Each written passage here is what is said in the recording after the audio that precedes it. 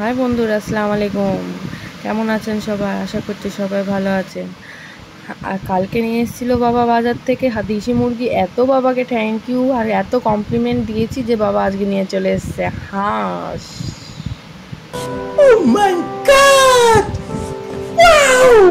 তো হাঁসটা আমি এখানে পরিষ্কার করে নিয়েছি।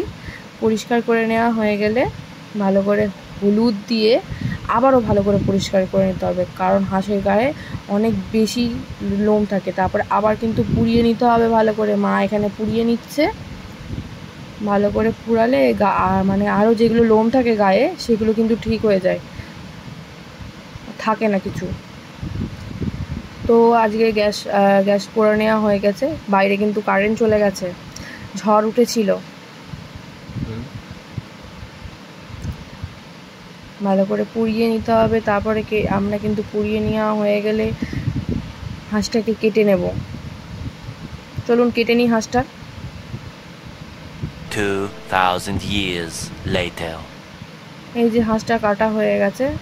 সব থেকে যেটা ভালো জিনিস সেটা হচ্ছে হাঁসের পেটের মধ্যে বড় বড় ডিম ছিল। কাদের হাঁসের ডিম খেতে ভালো লাগে আমাকে কমেন্ট করে জানাবেন। এখানে হাঁসের মাংসটা ধোয়া হয়ে গেছে, পরিষ্কার করে ধুয়ে নিতে হবে। ধুয়ে নেওয়া হয়ে গেলে এর মধ্যে দিতে হবে আদা, রসুন, জিরের পেস্ট। তারপরে দিয়ে দিতে হবে তেজপাতা, গুঁড়ো লঙ্কা গুঁড়ো, হলুদ গুঁড়ো, এটা হচ্ছে কাশ্মীরি রেড চিলি পাউডার, সামান্য দেব। তারপরে পেঁয়াজ অল্প করে দিয়েছি, নুন, ভালো করে মাখিয়ে নিতে হবে। সর্ষের তেল দিয়ে দিয়েছি।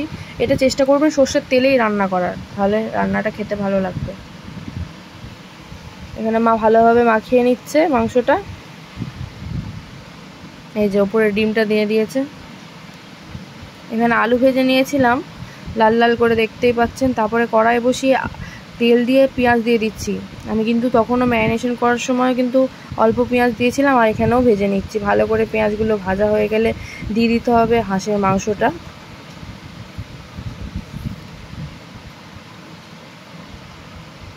এই যে মাংসটা দেওয়া হয়ে গেছে, এবার ভালো করে কষিয়ে নিতে হবে।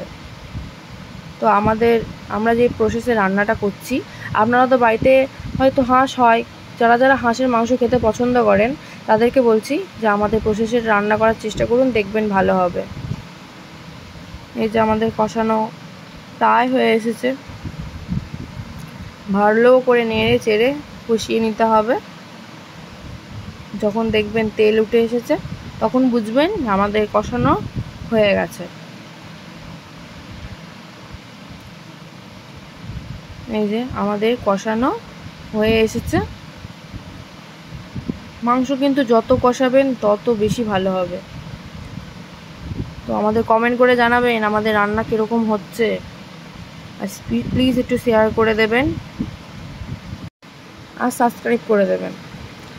তো এখানে আমি যেটা লাস্ট দেব সেটা হচ্ছে গোলমরিচ, এলাচ আর দারচিনি আর লবঙ্গ দিয়ে নিয়েছি। এটা বাড়িতেই তৈরি করে দেওয়ার চেষ্টা করবেন, তাহলে ফ্লেভারটা একটা অন্য ধরনের আসে, ভালো লাগে খেতে।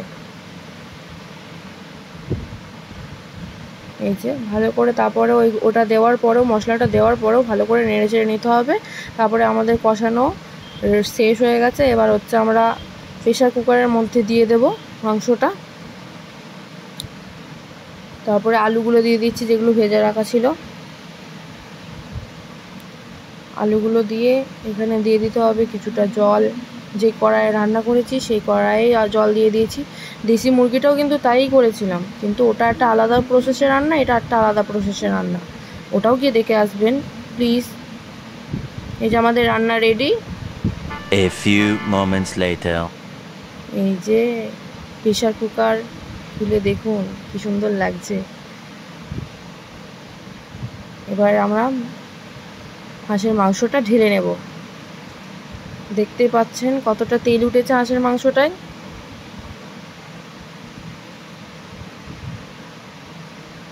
দেখতে কেমন লাগছে কমেন্ট করে জানাবেন প্লিজ। খুবই ভালো খেতে হয়েছিল হাঁসের মাংসটা। আর বাবা, তোমাকে ভিডিওর মধ্যে বলতে চাই অনেক অনেক থ্যাংক ইউ।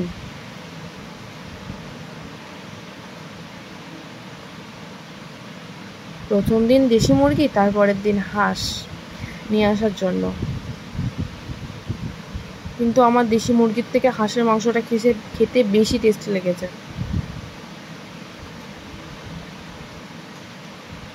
এই যে দেখতে পাচ্ছেন, আমি কিন্তু ভালো করে ঘুরিয়ে ঘুরিয়ে দেখাচ্ছি আপনাদেরকে। হাঁসের মাংসটা রেডি হয়ে গেছে, আর কত সুন্দর লাগছে, আর কতটা তেল উঠেছে। Bye bye.